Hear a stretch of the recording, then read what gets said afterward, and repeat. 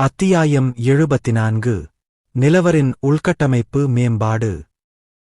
முதல் தளம், பகுதி 3. இந்த பகுதி இயற்கையை மையமாக கொண்டது. பரந்து விரிந்த பசுமையான வயல்வெளி பார்ப்பதற்கு புத்துணர்ச்சியூட்டுவதாக இருந்தது. இருப்பினும் அதன் தோற்றத்திற்கு மாறாக மைதானத்தில் இருந்த உயிரினங்கள் புத்துணர்ச்சியூட்டுவதாக இல்லை.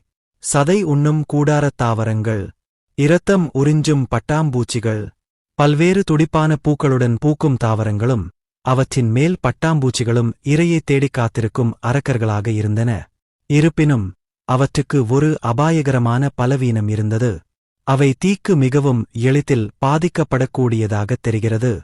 வெறும் தீப்பொறி கூட அவர்களை முடிவுக்குக் கொண்டு வந்துவிடும் என்று தோன்றியது. இதற்கு நமக்கு ஒரு திட்டம் தேவை. எல்லாவற்றிற்கும் மேலாக இது ஒரு நிலவரை. பூமியில் இருப்பது போல தீ பாதுகாப்பு நடவடிக்கைகள் இதில் இருக்க வாய்ப்பில்லை. அந்த அரக்கர்களும் அதை கருத்தில் கொள்ளாமல் இருந்திருக்கலாம். இறுதியில் நான் முதலில் ஒரு தீர்வைக் கொண்டு வர வேண்டியிருந்தது. முதலில் நாம் ஒரு தீ அணைப்பு பிரிவை நிறுவ வேண்டும். தீயணைப்பு படை என்றும் அழைக்கப்படுகிறது. அது எளிமையானது. எப்படியும் நிலவரையில் பூதங்கள் நிரம்பி வழிவதால் அவற்றை ஒரு படையணியாக ஒழுங்கமைப்பது எளிதாக இருக்கும். கடைசியா கோப்லின் லார்ட் என் திட்டத்தை நிறைவேற்ற உத்தரவிட வேண்டியிருந்தது. கட்டளை இப்போது எடிசாவுக்கு பதிலாக கோப்லின் லார்த்துக்கு வழங்கப்பட்டது என்பதுதான் உண்மை. எதிர்காலத்தில் நிலவரையில் தீ விபத்து ஏற்பட்டால் பூதங்களால் ஆன தீயணைப்புப் படை முதலில் அடக்க முயற்சிக்கும். எனவே அதற்கேற்ப உபகரணங்களை தயாரிக்க வேண்டியிருந்தது. நான் இதில் படிப்படியாக வேலை செய்ய வேண்டும். இப்போதைக்கு என்னிடம் இருந்ததெல்லாம் பயன்படுத்தக்கூடிய வாளிகள் மட்டுமே.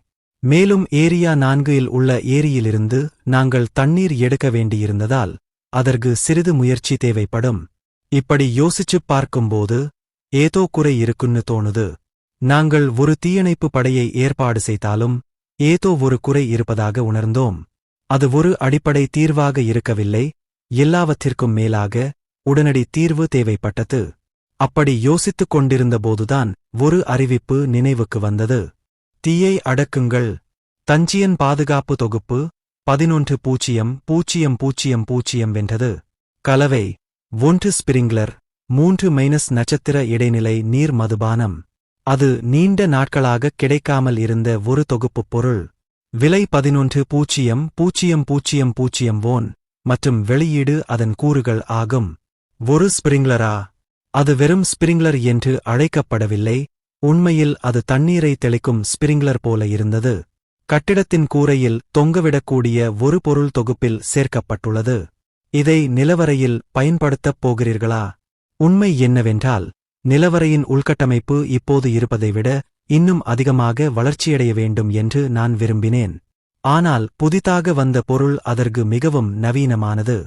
நான் 3- நட்சத்திர வாட்டர் ஸ்பிரிட் கூட வந்தது. தயங்க வேண்டிய அவசியம் இல்லை. கண்டிப்பா வாங்குவேன். நான் ஒரு முறை கூட பார்சல் பொருளை வாங்கி நஷ்டத்தில் முடிந்ததில்லை. மேலும் இதுபோன்ற பொருட்கள் ஒவ்வொரு நாளும் தோன்றுவதில்லை. எனவே வாய்ப்பு வரும்போது உடனடியாக அதை வாங்குவது நன்மை பயக்கும். நான் தொகுப்பு உருப்படியை கிளிக் செய்து கொள்முதலை முடித்தேன். கட்டணம் முடிந்தது. கூறுகள் அஞ்சல் பெட்டிக்கு டெலிவரி செய்யப்பட்டுவிட்டன. வாங்கிய உடனேயே அஞ்சல் பெட்டியிலிருந்து பொருட்களைப் பெற்றேன். தெளிப்பான், அருகிலுள்ள இடங்களில் தண்ணீரை தெளிக்கும் சாதனம், இடைநிலை நீர் ஆவி, தரம், இனம், ஆவி, பண்புகள், நீர் சேமிப்பு பி, உடலில் அதிக அளவு தண்ணீரைச் சேமிக்க முடியும். அடிப்படை தகவல், உடல்நலம் சி கிரேடு, தாக்குதல் இ கிரேடு, தற்காப்பு C+ grade, magic C+ grade, திறன்கள், நீர் உறிஞ்சுதல் சி, தண்ணீரை உறிஞ்சுகிறது. நீர் வெளியேற்றம் சி, உடலில் சேமிக்கப்பட்ட நீரை வெளியேற்றுகிறது. குறிப்பாக இடைநிலை நீர் ஆவி அருமையாக இருந்தது. அதன் உடலில் தண்ணீரைச் சேமித்து தேவைப்படும் போதெல்லாம் அதை வெளியிடும் திறன் இருப்பதால் அதை பல்வேறு வழிகளில் பயன்படுத்தலாம். வாங்குவது உண்மையில் சரியான முடிவுதான். சமீபத்திய தீ விபத்துக்கான அவசர திட்டம் இப்போது ஒரே ஒரு வாட்டர் ஸ்பிரிட் மூலம் முழுமையாக தீர்க்கப்பட்டது. நீர் ஆவி வரவழைக்கப்பட்டவுடன் அது உடனடியாக எங்கோ சென்றது. சேருமிடம் வேறு யாருமல்ல, ஏரியா 4 தான். அந்த நீர் ஆவி ஒரு நீர்த்துளியைப் போல தோற்றமளித்தது. அதன் தள்ளாட்டமான நடை மிகவும் அழகாக இருந்தது. ஆனால் அது இவ்வளவு சிறியதா? அந்த ஸ்பிரிட்டின் அளவு ஒரு உள்ளங்கையின் அளவு கூட இல்லை. இந்த அளவுள்ள ஒரு ஸ்பிரிட் எவ்வளவு தண்ணீரை உறிஞ்சும்? எனக்கு சில சந்தேகங்கள் இருந்தன. ஆனால் நான் திரை வழியாக ஸ்பிரிட்டை பார்த்தேன். திடீரென்று நீர் ஆவி பகுதி 4 அடைந்தது. அது உடனடியாக ஏரிக்குள் பாய்ந்து தண்ணீரை உறிஞ்சத் தொடங்கியது. ஏரிக்குள் நுழைந்த நீர் ஆவி வெளியே வர எந்த நோக்கத்தையும் காட்டவில்லை. அது தொடர்ந்து தண்ணீரை உறிஞ்சிக் கொண்டே இருந்தது. ஏரியில் நீர்மட்டம் குறைந்து வருவதிலிருந்து இது தெளிவாகத் தெரிந்தது. இந்த சின்ன பையன். அது இன்னும் வெளிப்படவில்லை. அது தொடர்ந்து தண்ணீரை உறிஞ்சிக் கொண்டே இருந்ததால் ஏரியின் நீர்மட்டம் குறைந்து கொண்டே வந்தது. இந்த வேகத்தில் ஏரி மறைந்து போகுமா? அதைப் பற்றிக் கவலைப்பட்டாலும் ஏரியில் வசிக்கும் நாகர்கள் முதலில் நடவடிக்கை எடுத்தனர். நீர் ஆவி தொடர்ந்து தண்ணீரை உறிஞ்சுவதைப் பார்த்து சங்கடமாக உணர்ந்த நாகர்கள் நீர் ஆவியைப் பிடித்து ஏரியிலிருந்து வெளியே தள்ளினர். கிரே! இப்போது முழுவதும் வீங்கியிருக்கும் நீர் ஆவி சிறிது ட்ரிம் கூட செய்தது. ஏரிகளின் தண்ணீரில் திருப்தி அடைந்தது போல் தோன்றியது. வெறும் பனை மரத்தின் அளவிலிருந்து இப்போது 2 மீட்டருக்கும் அதிகமான உயரத்திற்கு அதன் அளவு பிரமாண்டமாக வளர்ந்திருந்தது. நிச்சயமாக அதன் பண்புகளில் இது அதிக அளவு தண்ணீரை சேமிக்க முடியும் என்று எழுதப்பட்டிருந்தது. ஆனால் ஒரு பெரிய அளவுக்கான தரநிலை எனது எதிர்பார்ப்புகளை மீறியது. நாம் ஏரியை புதுப்பிக்க வேண்டும் என்று நினைக்கிறேன். அந்த மாபெரும் ஆவி அதன் அசல் நிலைக்குத் திரும்பத் தொடங்கியது.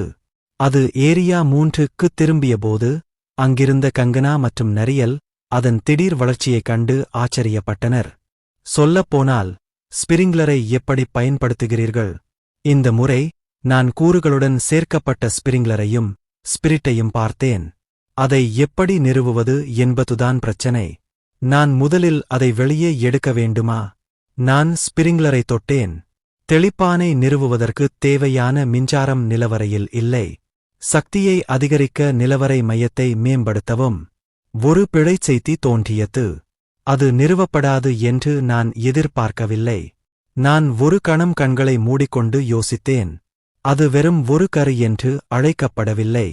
நிலவரையின் மையப்பகுதி முக்கியமானது என்பதை நான் ஏற்கனவே அறிந்திருந்தேன். ஆனால் நிலவரை மையத்தைப் பொறுத்து சக்தி மாறுபடும் என்பதையும் நான் நிறுவக்கூடிய வசதிகளில் வரம்புகள் இருப்பதையும் நான் முதன்முறையாக உணர்ந்தேன். அதிர்ஷ்டவசமாக நிலவரை மையத்தை உடனடியாக மேம்படுத்த எனக்கு ஒரு வழி கிடைத்தது. அதிர்ஷ்டம் என்று நான் கருதினேன். கடந்த முறை ட்ரூ டஞ்சியன் மாஸ்டரைப் பெற்ற பிறகு நான் அசுரர்களுக்கான மந்திரம் மற்றும் சமன் செய்யும் அமைப்புகளை மட்டுமல்லாமல் பிற திறன்களையும் பெற்றேன். அவற்றில் ஒன்று சடலங்களை உறிஞ்சி பலியாகப் பயன்படுத்தும் திறன். ட்ரூ டஞ்சியன் மாஸ்டர் திறன் செயல்படுத்தப்பட்டுள்ளது. அந்த தியாகங்களால் என் நிலவரையை மேம்படுத்த முடியும்.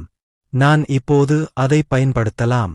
முந்தைய அசுர அலையின் போது நான் உறிஞ்சிய வில்லன்கள் மற்றும் அவர்களின் கைகளில் இறந்தவர்களின் சடலங்கள். எப்போதாவது அவற்றை தியாகங்களாக பயன்படுத்த நினைத்திருந்தேன். அந்த நாள் வந்துவிட்டது. உறிஞ்சப்பட்ட தியாகங்கள் உள்ளன.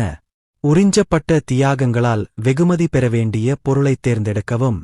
நிலவரை மையத்தை மேம்படுத்து. நிலவரை பலிபீடத்தை மேம்படுத்து. ஒரு வெற்று நிலவரையை உருவாக்கு. கூடுதல் மேம்படுத்தல் விருப்பங்களைத் தேர்ந்தெடுக்கும்படி கேட்டு ஒரு எச்சரிக்கை தோன்றியது. கடந்த முறை நான் மையப்பகுதிக்குப் பதிலாக பலிபீடத்தை மேம்படுத்தினேன். உறுதிப்படுத்தலுக்காக விளக்கத்தை மீண்டும் தொட்டேன். அப்கிரேட் டஞ்சியன் கோர் அனைத்து நிலவரைகளின் இதயம் என்று அழைக்கப்படும் முக்கிய உறுப்பு. நிலவரை மையத்தை மேம்படுத்துவது அதன் நீடித்துழைப்பை அதிகரிக்கிறது மற்றும் நிலவரையின் சக்தியை விரிவுபடுத்துகிறது. கடந்த முறை நான் பார்த்த அதே விளக்கம்தான் இது. ஆனால் இந்த முறை நான் கவனிக்காமல் விட்ட சொற்றொடரைக் கவனித்தேன்.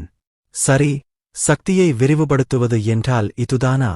இதன் பொருள் இறுதியில் எதிர்காலத்தில் பல்வேறு வசதிகளை உருவாக்க நான் நிலவரை மையக்கிணற்றை மேம்படுத்த வேண்டியிருந்தது. இந்த முறை நான் தயங்கவில்லை.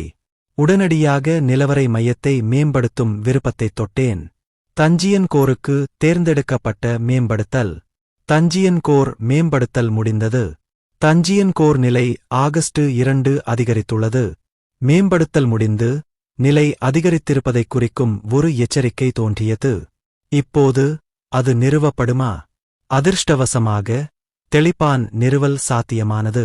ஒரு கணம் இடத்தைப் பற்றி யோசித்த பிறகு நான் அதை நிலவறை கூரையில் நிறுவினேன். அது வேலை செய்யுமா என்பதுதான் பிரச்சனை. இந்த இடம் ஒரு காலியான நிலவறை. கூரையில் ஒரு ஸ்பிரிங்லரை பொருத்தினால் மட்டும் அது வேலை செய்யாது என்று தோன்றியது. நான் வெறுமையாகப் பார்த்துக் கொண்டிருந்தபோது நீர் ஆவி நகரத் தொடங்கியது. அந்த ராட்சத ஆவி தன் கையை உயர்த்தி கூரையிலிருந்து தெளிப்பானை அகற்றியது. பின்னர் அது அதை வாய்க்குக் கொண்டு வந்தது. அது என்ன செய்கிறது? ஸ்பிரிட் அதன் வாயில் தெளிப்பான் வைத்திருந்ததால் உடனடியாக தண்ணீரை தெளிக்கத் தொடங்கியது. ஒரு விசித்திரமான சத்தத்துடன் உயிரினத்தின் உடலுக்குள் சேமித்து வைக்கப்பட்டிருந்த நீர் ஒரு நீரூற்று போல வெளியேறத் தொடங்கியது. இதுதான் அதன் நோக்கமா? வடிவம் வித்தியாசமாகத் தெரிந்தாலும் செயல்திறன் நன்றாக இருந்தது. ஐயா டெத்னைட். எடிசா பிகாக்ஸுடன் விடாமுயற்சியுடன் வேலை செய்து கொண்டிருந்த டெத்னைட்டை அழைத்தாள். கேள்வியில் நம்பிக்கையுடன் டெத்னைட் ஏடிசாவை பார்த்தார். ஏரியா 2 விரிவாக்கப் பணிகள் முடிந்ததும் ஏரியா 2 இல் உள்ள அறைகளை புதுப்பிப்போம். மேலும் ஏரியா 4 இல் உள்ள ஏரியை புதுப்பிக்கவும். எடிசா வெளியேறி அதற்கு முயற்சி செய்ய ஒரு கோரிக்கையை விட்டுவிட்டு டிமன் வணிகரிடம் ஒரு கோரிக்கையை கூட வைத்தாள். இது மேலாளர்களின் கட்டளையாகவும் அந்த மாபெரும் எஜமானரின் விருப்பமாகவும் இருந்தது. விரக்தியடைந்த போதிலும் டெத்னைட் பிகாக்ஸை நகர்த்துவதை நிறுத்தவில்லை. மறுபுறம் தங்கம் மற்றும் இரத்தினங்களின் நிறங்கள் ஒன்றாகக் கலந்து அற்புதமாக பிரகாசித்தன. அறை அமைதியான ஆடம்பரத்தால் நிரம்பியிருந்தது. தரை முழுவதும் அடர் சிவப்பு கம்பளம் விரிக்கப்பட்டிருந்தது. சுற்றிப் பார்த்தபோது தங்கத்தாலும் இரத்தினங்களாலும் அலங்கரிக்கப்பட்ட தளபாடங்கள் மட்டுமே தெரிந்தன. மென்மையாக ஒளிரும் மெழுகுவர்த்திகள் கூட படிக மெழுகுவர்த்திகளில் இருந்தன. அந்த இடம் எவ்வளவு கவர்ச்சியாக இருந்தாலும் இங்கு கூடியிருந்தவர்களும் சாதாரணமானவர்கள் அல்ல. அவர்களின் உடைகள் வண்ணமயமான பூக்களின் தோட்டத்தைப் போல இருந்தன. மேலும் இரத்தினங்களால் ஆன அவர்களின் நகைகள் தனக்குத்தானே பேசின. அவர்களில் ஒருவர் ஆடம்பரமாக அலங்கரிக்கப்பட்டு பேசினார். சொல்லப்போனால் கவுன் டெரெக்கிற்கு என்ன ஆனது? கூடியிருந்த நபர்கள் கருட இராச்சியத்தின் பிரபுக்கள். மேலும் எந்த பிரபுக்களும் மட்டுமல்ல, அவர்கள் பிரபுத்துவத்தின் ஒரு பகுதியாக இருந்தனர். சரி, அந்த நபருக்கு என்ன நடந்தாலும் எங்களுக்கு கவலை இல்லை. டெரெக் என்ற பெயரை குறிப்பிட்டதும் அனைவரின் முகபாவமும் எரிச்சலடைந்தது. அது புரிந்து கொள்ளத்தக்கதாக இருந்தது. கவுண்ட் டெரெக் முதலில் உன்னத பிரிவின் தலைவராக இருந்தார். ஆனால் விருந்து நடக்கும்போது அவர் திடீரென்று கத்தியுடன் வன்முறையில் ஈடுபடவில்லையா? அவர்கள் உயிரை இழக்கும் அபாயம் இருந்திருக்கலாம். உண்மையில் எண்ணிக்கை நடவடிக்கைகள் எடிசவால் திட்டமிடப்பட்டன. ஆனால் பிரபுக்கள் இந்த உண்மையை அறிந்திருக்கவில்லை. இறுதியில் அந்த சம்பவத்திற்காக கவுண்ட் கைது செய்யப்பட்டார். சரி, இவ்வளவு அழகான நாளில் அதைப் பற்றிப் பேசுவதை நிறுத்தலாம். இப்போது கிளம்ப வேண்டிய நேரம் இல்லையா? உரையாடல் வித்தியாசமான திருப்பத்தை எடுத்தபோது ஒரு பிரபு மனநிலையை எளிதாக்க கைதட்டினார். பின்னர் அவர் தொடர்ந்தார். சிறிது நேரத்திற்கு முன்பு புனித ஒழுங்கின் புனித மாவீரர்கள் ராஞ்சியத்திற்கு வந்தனர். அவரது வார்த்தைகள் அனைவரையும் குழப்பத்தில் ஆழ்த்தின. ஆனால் புனித உத்தரவு வர இன்னும் பல நாட்கள் ஆகும் என்று கூறப்பட்டது. அது உண்மைதான். இந்த முறை ராஜ்ஜியத்திற்கு வருகை தந்த புனிதா வரிசையின் அளவு குறிப்பிடத்தக்கதாக இருந்தது. இயற்கையாகவே அதற்கு நேரம் எடுக்கும். ஆனால் புனித மாவீரர்கள் இப்போதுதான் வந்துவிட்டார்களா?